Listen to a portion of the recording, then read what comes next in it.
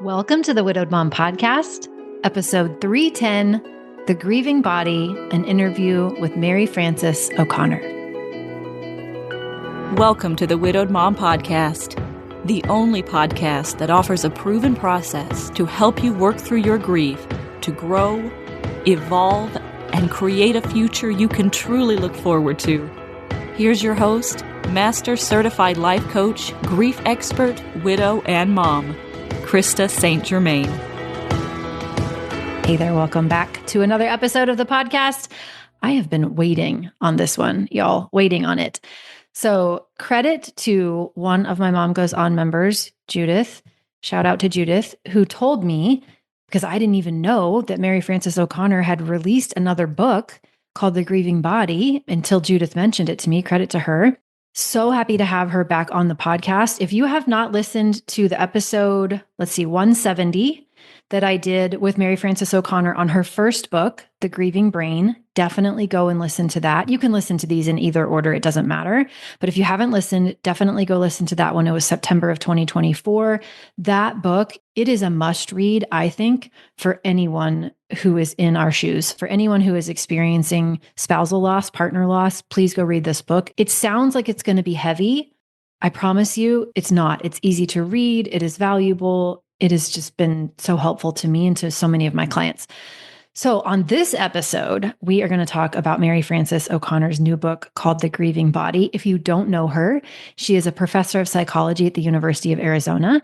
She directs the Grief, Loss, and Social Stress, or GLASS lab there, which investigates the effects of grief on the brain and the body. And her book, The Grieving Brain, which I didn't know until recently, was actually included on Oprah's list of best books to comfort a grieving friend. So definitely, I think we should be friends to ourselves and go read that book. Mary Frances holds a PhD in clinical psychology from the University of Arizona and completed a postdoctoral fellowship in psychoneuroimmunology, that's a mouthful, at the UCLA Semel Institute for Neuroscience and Human Behavior. And she shared this before, but she grew up in Montana and she now lives in Tucson, Arizona. And I cannot wait for you to learn from her about the grieving body. So let's get into it. Enjoy my interview with Mary Frances O'Connor. Mary Frances, welcome back to the Widowed Mom Podcast. It is so nice to be back, Krista. Thank you for having me again. I am jazzed to have you back. I was saying before we hit record that episode is one I'm constantly referring people to. Also, so that you know, I did a certification, advanced coaching certification in grief and post-traumatic growth coaching that I facilitated. The only required reading was The Grieving Brain. Wow. That was amazing. the required reading. Yeah, I actually bought copies for everyone and sent it. So we're going to have a good conversation. Yes, we are. If you don't know, listeners, now The Grieving Brain is not the only book. The Grieving Body has entered the world. Yes. Kind of quietly, by the way, in my kind world. of quietly. Yeah. You know, there's a few things going on in the world, so I'm not totally Just a shocked by few? that. Just a couple things. Well, I was grateful that one of my clients actually said, "Did you know The Grieving Body is out?" And I did not. So, yeah. So what made you want to write The Grieving Body after The Grieving Brain? Tell us all about that.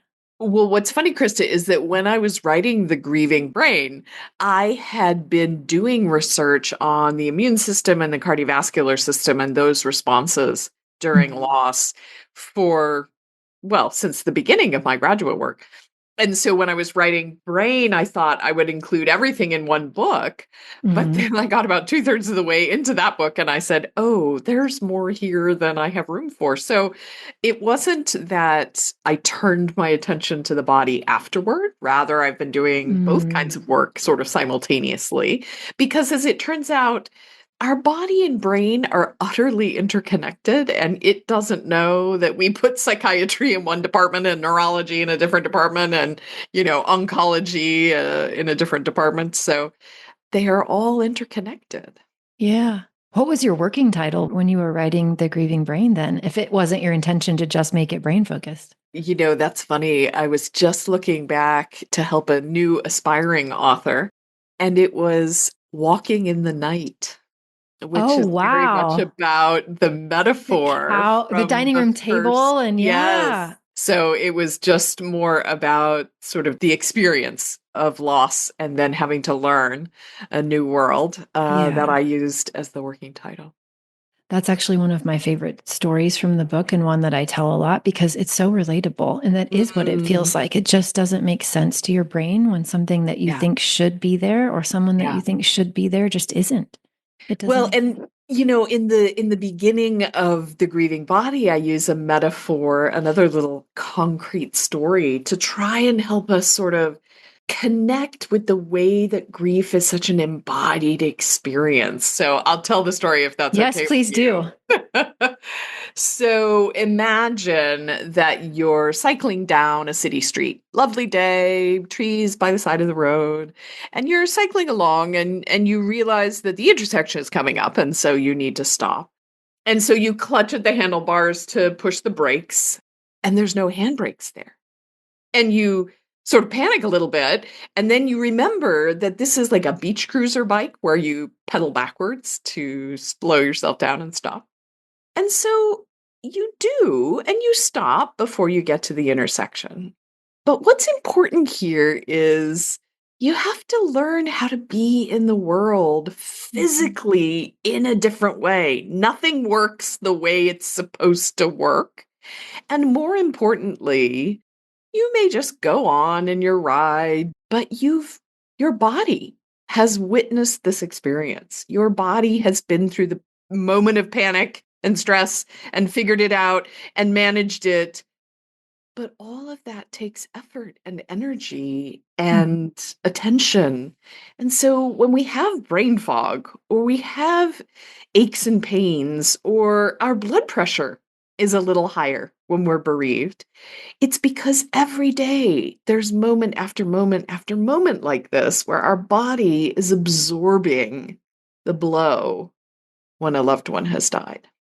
I feel that. Yeah. I feel Yeah. that. And it's so surprising Yes. to people who don't expect it. I That's didn't right. expect it. No, Yeah. I think none of us do. None of us imagine, oh, it will feel like my heart is being drawn out of my chest, or I won't be able to keep any food down. I'm going to have diarrhea over and over and over again and lose 10, 15 pounds, right? Mhm. Nobody thinks that is what grief is going to be like for them. Although each of us has a different experience because we walk into the moment of loss with a different body, right? We each Mhm. have predisposing, we have a personal history or a family history of different parts of our body that have a difficult time under Mhm. stress. So we each may have different symptoms, but the fact that it is so physical is very, very common. Yeah. Also, I'm imagining each time we experience a different grief, we are in a Yes. way in a different body. That is so right. It was funny, a friend recently, Megan Reardon Jarvis, who's written Can Anyone Tell Me, which is a wonderful book, which is very short. For those of us who are having brain fog with grieving, it's like, 2-page chapters that answer a question. Can anyone tell me? Love Anyway, those.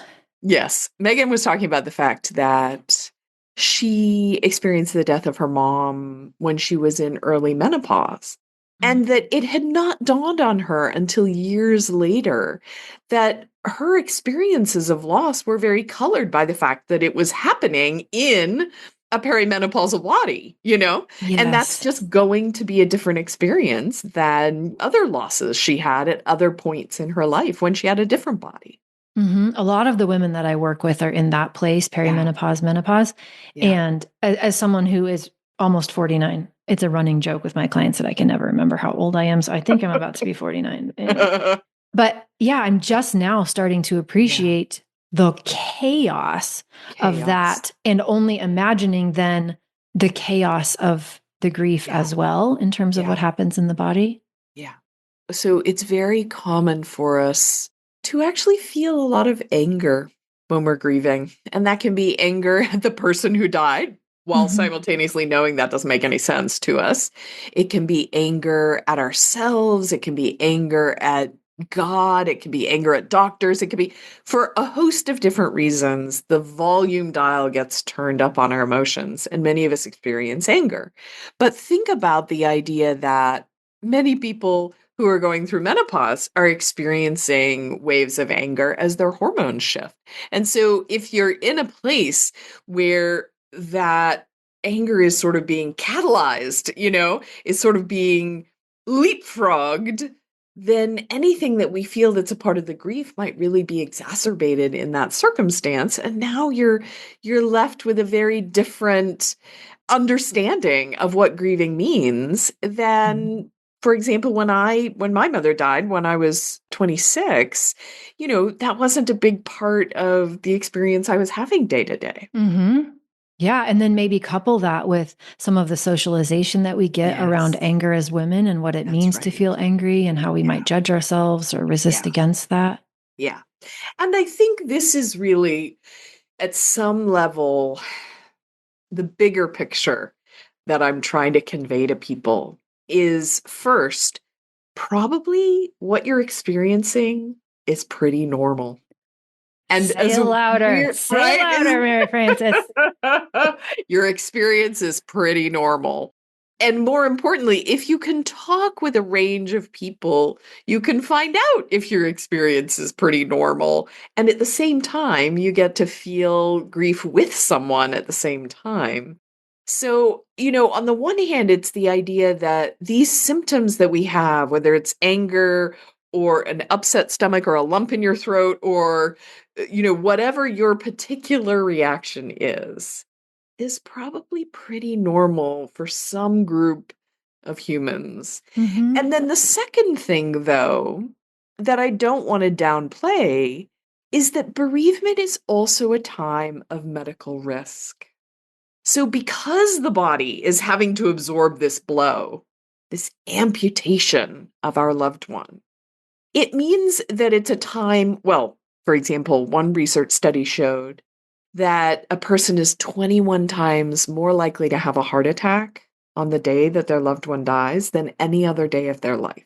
That is Right? wild. 21 times. 21 times. It's an insane statistic. I literally keep going and reading the research article because I think I must be misquoting that, but that's really it. And it drops off after the first day pretty quickly.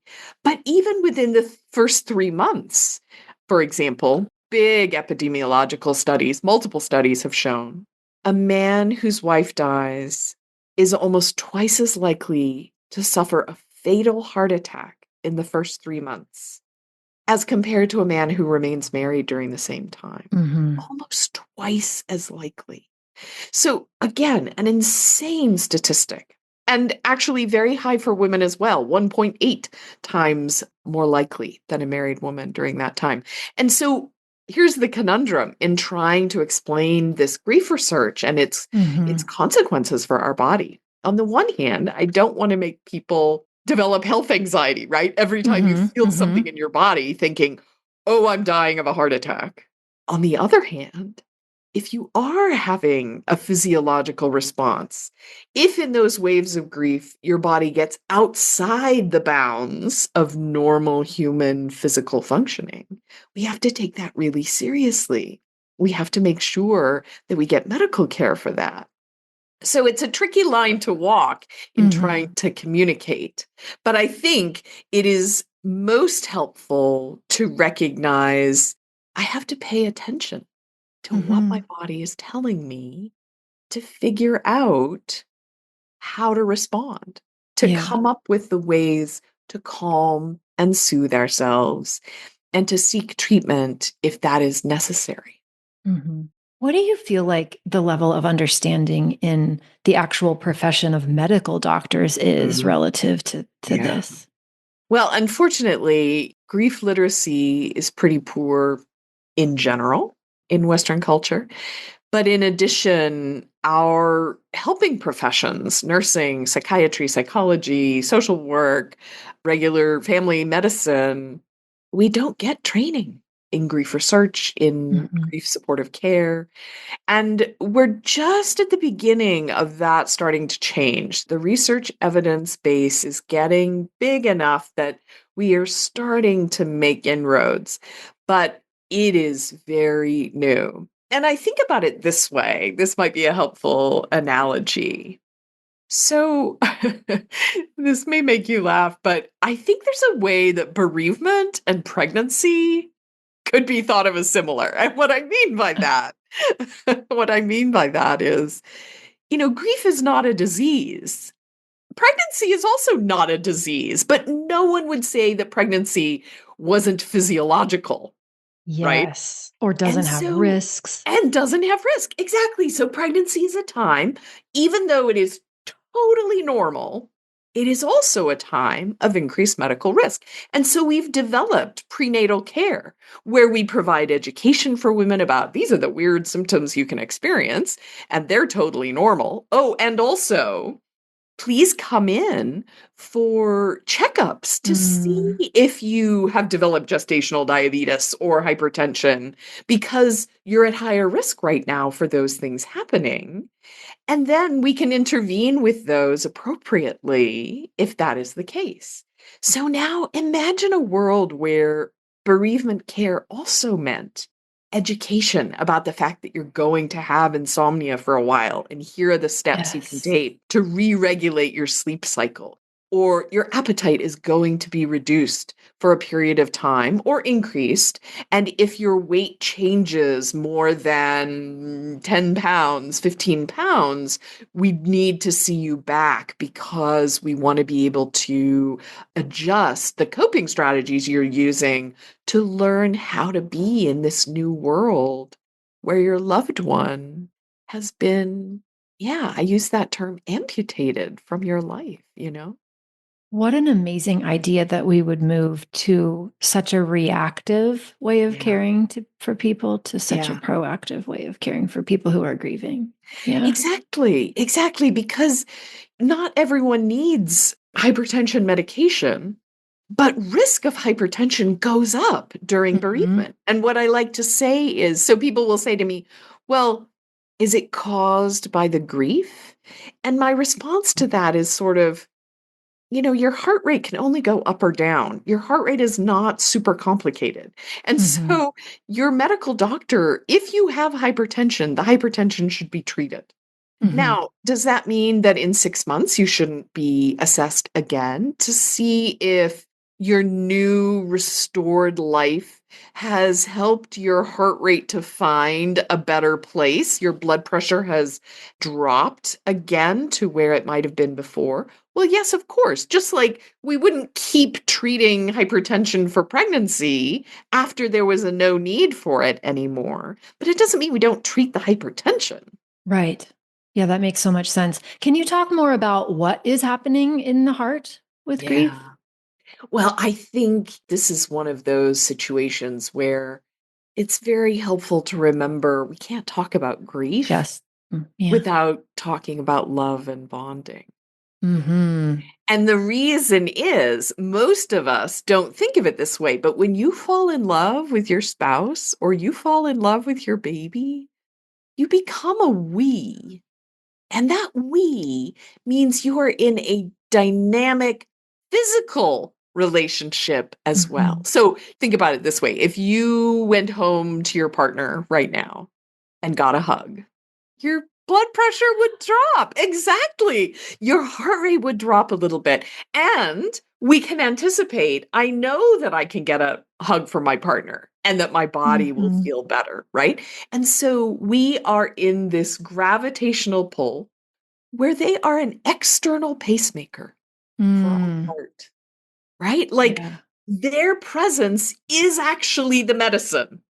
Do you see what I mean? And Yes. and what that means is even though we're not really aware of that when that's a normal, healthy, functioning, living relationship that's been going on for years and years and years, no one thinks about the fact that their heart rate is accelerating and decelerating based in part on how close they are to their partner. Mhm.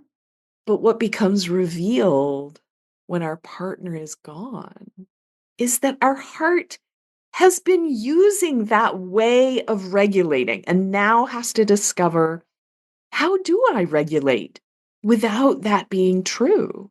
And so Mhm. there's going to be a natural adjustment period as our body and our brain tries to figure out, how do I do this given that part of the we has been taken away? Yeah. And what I really look forward to, because of people like you who are writing on subjects like this, right, is that someday that can be done without the what's wrong with me? What's my Yes. problem narrative that so That's many right. of us have because we don't know That's right. that makes total sense. Yes. And this is the problem. People think, oh, I feel broken, right? Like things aren't working right in my body, but they are working right. They are working right given that this person is missing. Given that our body really is resilient. So what's crazy is that we know in the first 6 months on average that heart rate goes up and blood pressure goes up. And we also know that by the end of 6 months, for the vast majority of us, our body has figured out how to regulate. And so we go back to the blood pressure either that we had before or as a non-bereaved person would have, however you want to say it. And so a lot of the physical experiences that we're having in grieving, it's not that we're broken, it's that our body is changing to accommodate this new reality that we're in. Does that make Yes. sense? It makes so much sense. And it feels so uncomfortable and we're so ill prepared that we Yes. assume it means we're broken. It assumes we think there's something wrong with Yeah. us. Yeah. Yeah. Yeah. That makes so much sense. Earlier, you used the phrase, I think you said amputation of my loved one. Yeah. Yeah. I really want you to talk more about that phrase. We think of our body as ending at the edge of our skin. Mm-hmm. But that's just really not how it works. I mean, we know that co-regulation is a part of how human beings survive. Think about what they call kangaroo care, right? If you put an infant skin to skin on a mother or a father, that infant is better able to regulate their temperature, their digestion, they have less pain, they find it easier to breathe simply by being skin to skin with an attachment figure. And so we know that the body doesn't end at the edge of our skin, that the body is actively taking in information from the world around us. And when a loved one is present, it finds it easier to manage our, what Lisa Feldman Barrett calls our body budget, right? Yes. If someone is there with me, it's easier for me to get motivated, or it's easier for me to calm down, or it's easier for me to savor whatever meal I'm having, right? And so I think that that word amputated fits because it reflects the fact that in a relationship, we are two bodies, like electron around nucleus. We are two bodies bound together in a system. And the amputation feels like sort of the right word somehow when part of that gravitational force is removed. Yeah. And just to know that and to treat yourself with such compassion and kindness. Well, this is the thing. Our body, our mind, our brain are remarkably resilient. As much as it does not feel like that on, day 1, day 120, day 3,642, the reality is that human bodies and minds and brains and relationships and communities are remarkably resilient. Yes. But the key is figuring out how to work with those systems instead of against them, right? So I'll give you a really simple example. When a loved one dies, most people develop insomnia for a period of time. Acute insomnia, we call it. And it's devastating, right? The idea that you would get some sleep as a way to not have to think and feel for a while. Sleep feels so important, and yet we can't get to sleep, right? Now, that's probably related to the fact that our heart rate and our cortisol and so forth are elevated. But acute insomnia is very typical. We have to figure out, how do I fall asleep without my loved one, without that text from them before I go to bed? Or how do I stay asleep without them next to me in bed where I can hear and smell and feel them? What's key is if you know a few things about how our human circadian rhythms work, you can't force yourself to fall asleep, it turns out. We can create the circumstances that are most likely to enable us to fall asleep, but we can't force ourselves to fall asleep. what most of us can force ourselves to do is get up at the same time every day. So the feeling of, oh, I didn't sleep well, I didn't get to sleep last night, I'm just going to sleep in for an extra hour, actually doesn't help work with our circadian rhythm. Whereas if we get up at the same time every single day, that helps to reset our hormone systems. It helps us to get re-regulated, reestablished with the light-dark cycle. And that is going to be better for our sleep system as we're trying to regulate, as we're trying to adjust going forward. So it's just one of many examples of kind of working with the body. Yeah, that's such an actionable thing that people can take away too. I also think I've seen, and I've done it myself, if we're not prepared for insomnia to be part of it, then we get anxious about it. Yes. And then it makes it even harder because the amount of worry that we spend. Yes. Yeah. These are the beliefs we have about sleep can really get in the way. So, watching the clock is just a terrible, terrible use of your mind when you can't sleep. It turns out that we want to associate the bed with sleep.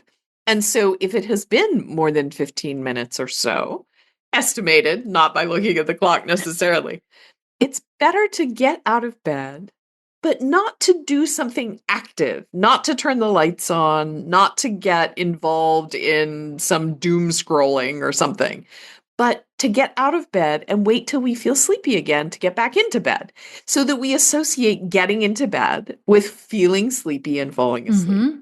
And that might mean that for a number of nights, we're not in bed as long as we usually would be. It builds up what we call sleep pressure, and that works to our favor, in our favor, because over time, then we start to feel more tired when we go to sleep. And so the likelihood of falling asleep becomes stronger, and we associate that with getting into bed. That makes so much sense. You said 6 months on average. Did I make that up? Well, so there's a naturalistic study that was done just following widows to see what was their sleep like. The vast majority of them did have insomnia, so that's just the normalization piece. By 1 year, almost all of them had normal sleep again. But for most of them, it happened long before a year. So there was a lot of variability when it happened. And so I'm using 6 months as just the average then, Got basically. it. Yeah. Okay. Got it. And so, okay, we talked about impacts on the heart. And I realize all of these things are so connected, and it's probably hard to just really say one system by itself. But can you talk to me about the immune system and what the effect of grief is on the immune system? Well, as a researcher, one of the things that really struck me, the piece of data that really struck me, was that bereaved people have what they call all-cause mortality. That is to say, bereaved people are at risk for higher death and diagnosis for all sorts of different illnesses, from pneumonia to COPD to heart attack and stroke, as I mentioned, to cancer recurrence, and, I thought, well, I know how the physical body works. This doesn't make any sense. Why would an event like this affect every single organ system? And then I started thinking, oh, wait a minute. What about the immune system and the endocrine system? Because those systems, of course, affect every single organ. And so research in my laboratory back when I was at UCLA found that bereaved people do, in fact, have higher levels of inflammation. That's the messenger system that our immune system uses. Bereaved people have higher inflammation than their non-bereaved counterparts who are similar. And what that means is, if you have asthma, more inflammation means it's harder for you to breathe. But if you have rheumatoid arthritis, it means that your joints hurt more, right? So you take two people, one of them is having trouble breathing and the other one is having achy joints. And you think, well, that can't both be from the same thing. But in fact, it can be. And so other larger studies now from other labs has replicated what we would say, has repeated this effect, that bereavement is associated with an increase in inflammation. So somebody's listening to this and they're thinking, okay, great. So everything's harder and worse in my body. Now what? What do I do? Yeah, that's right. And I think about that in a couple of different ways. In fact, toward the end of The Grieving Body, the book, there's a section called To Have and to Hold. And I talk about the idea of, or I ask readers really, what does it mean to have a grieving body? Mm-hmm. And I think of this in the kind of owner's manual kind of way. Mm-hmm. I say many of us actually know how to take care of a body. I will say to myself, what does Mary Frances need to eat today? What would be the healthiest things for Mary Frances to eat? It's a very problem-solving kind of Mm-hmm. perspective, right? So if I have low appetite, for example, perhaps I should be eating more snacks rather than trying to eat a whole meal. But then I should Mm-hmm. make sure that the snacks have protein and are healthy, and I remember to eat them through the day and so forth. So that's kind of how to have a grieving body. Mm-hmm. And the next one is how to be a grieving body. What does it mean to be a grieving body? And I think this shift in perspective helps us to see that what you're going through is normal. But how you want to be right now might take a little extra time, Mm-hmm. a little extra attention, a little extra thought of, oh, wow, I'm really reacting strongly to what that person said. Probably in part because my nervous system is jangly right now. So maybe I just need to take a few extra minutes before I send off that email reply. So allowing that who you are is a little different right now. Mm-hmm. Allowing for that to help you interpret the world around you can be very helpful. Mm-hmm. But the third perspective is, what does it mean to hold a grieving body? And what I mean by this is, if you imagine yourself as a motherless child, can you offer that kindness to yourself? Can you offer yourself compassion for the fact that you are going through this very difficult time that has the emotion volume turned up and the physical aches and pains that come with it and the thoughts that won't stop running through your head? Instead of worrying about them, can you just be kind Mm-hmm. and accept that this is the new normal for a minute? This is where you are right now. Mm-hmm. And just give yourself love and care. And hopefully, along with that, something that soothes you or calms you, because that also is going to help our body. The reason that we hold on to a child who is crying, it's not because we've changed the fact that they've scraped their knee or something, but Mm-hmm. we're giving them the support to get through this moment. Those are the perspectives you can think about. The only thing that's different there is kind of the way you're thinking about what you're going through. Mm-hmm. And what have you found to be some of the things that are the most soothing? Well, it's interesting. A graduate student in my lab, now a psychologist at University of Washington, named Lindsay Knowles, did a randomized clinical trial for bereaved widows and widowers. And in that, she compared mindfulness training with what we call progressive muscle relaxation. So PMR, progressive muscle relaxation, is actually a very old technique started in the 1970s, where people are taught to clench and then relax the different Mm-hmm. muscle groups through their body, sort of a body scan, and doing that very intentionally in order to really understand, what does it feel when my muscles are relaxed, when I let go of the tension in them. And in this study, we had originally used that as a control condition. We were really interested initially in the mindfulness training.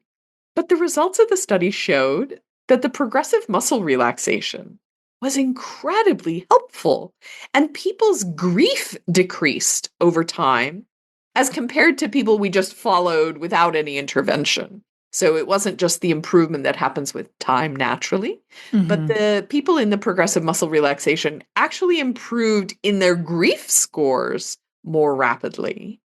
And they told us that the capacity to do something to soothe themselves in any situation, right? This is something you can do at the grocery store. This is something you can do in a work meeting. This is something you can do when you get into bed at night. That new skill set to really soothe and calm the body made them feel a little less out of control, gave them some time to pause and check Mm-hmm. in and connect with their body, and then a way to really, change their physical experience. And it was incredibly effective. So is it less about the soothing tool that we are using and more about that we are using a soothing tool? I think that's well put, actually. So it turned out that the mindfulness training was also effective, but was not as quickly. It took longer for it Mm-hmm. to be effective, and it, in the end, was not quite as effective. But here's the key. So I tell this story sometimes. A very close friend of mine. So I love yoga, for example. Yoga really helps me to breathe deeply, to connect Mm-hmm. with the body I'm in today and what it can do, and helps me to stretch and soothe and so forth. This friend of mine, yoga just makes her angry. She gets really annoyed at the pace of class, Uh-huh. and it just does not soothe her whatsoever. And Yeah. so, to your point, we have to try a bunch of new things, which, requires a lot of courage and bravery. And then, most importantly, have to see, was that helpful? Because not Mm-hmm. every tool is going to be helpful for every person. And there's something about learning authentically. This is what my body needs when I'm grieving. Yes. This is how I respond when I'm grieving. There's something quite, I don't know, validating about understanding your own experience, I think. Mm-hmm. Yeah, and letting it be okay that some things And work for letting it, others and not for that's you. right, letting it be okay. This is how it is. Yeah. Okay. I feel the clock is ticking. There's so many more questions I have. Okay. So, one of the things I really want to hear about from your perspective is social support and community and what you have learned about the importance of that as it relates to the body and grief. We know that loneliness can be a real problem in bereavement, the sense of social isolation. We know on the flip side, in research studies, that people who have social support really do have a more resilient response, that they adapt or rebuild, restore a meaningful life. And so we know how important community is. And at the same time, when you are grieving, when the most important thing in the world has been ripped away from you, it is often very difficult to connect, even with people who are well intentioned, even with people you are close with. It is part of the nature of grief. We are just raw. Mm-hmm. A friend of mine whose husband died very suddenly, she talked about how angry she felt with people, how difficult it was for her to hear anything pretty much that they said to her. Mm-hmm.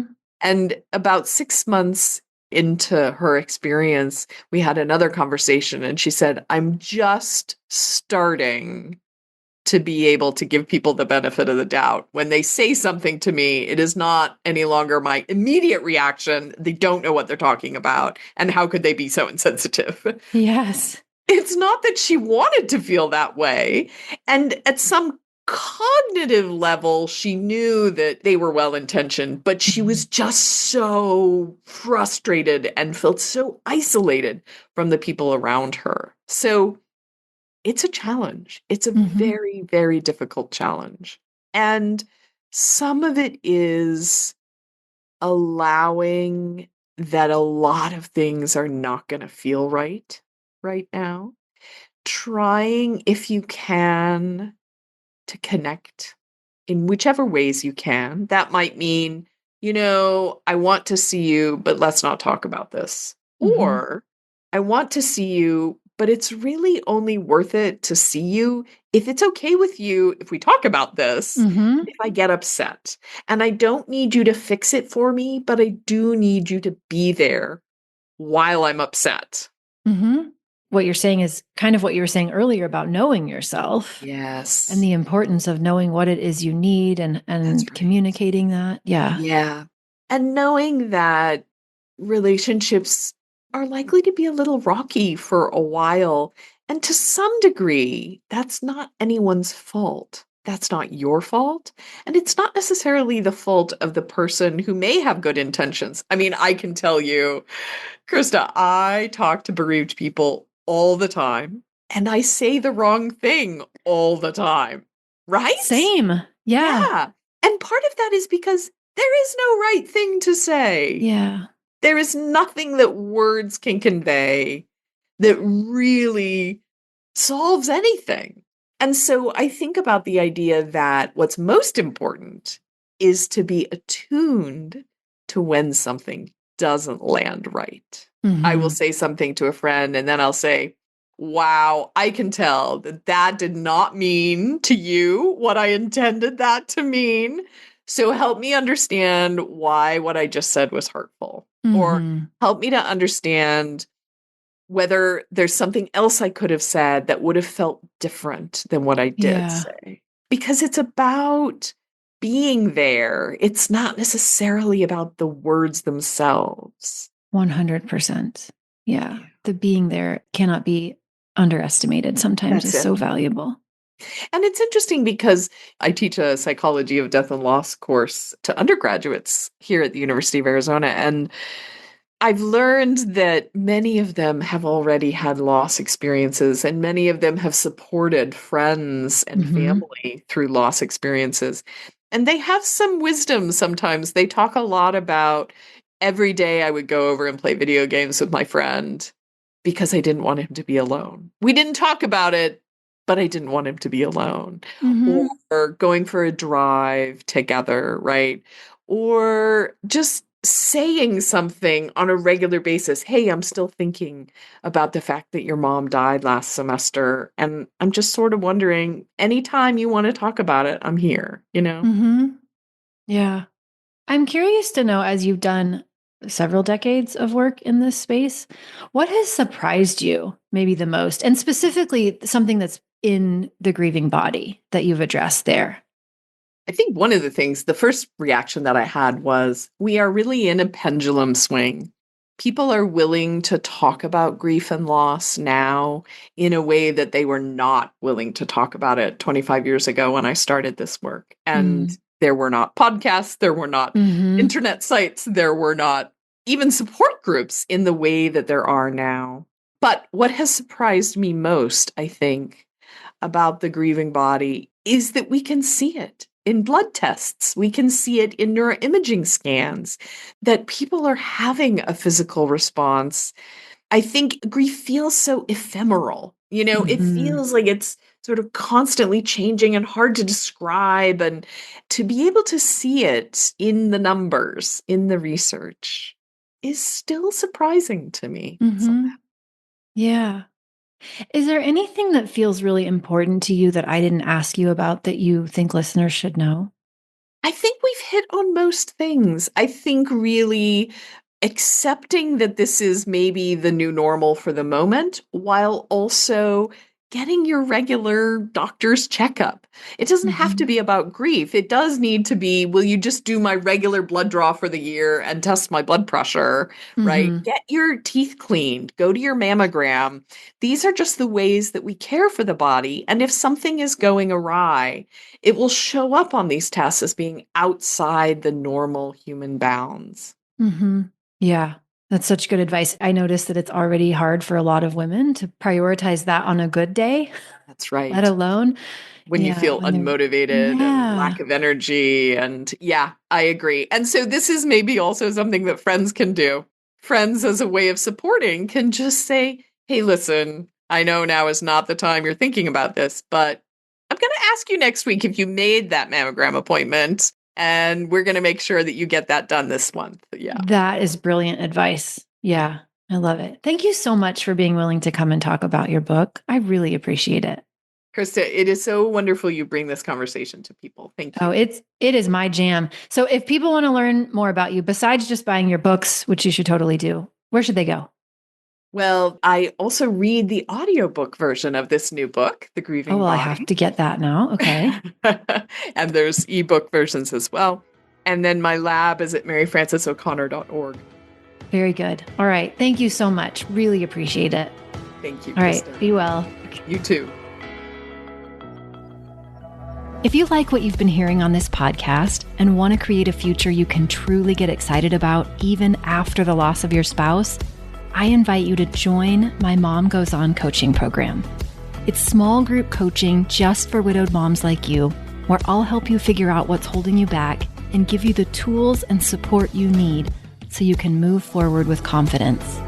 Please don't settle for a new normal that's less than what you deserve.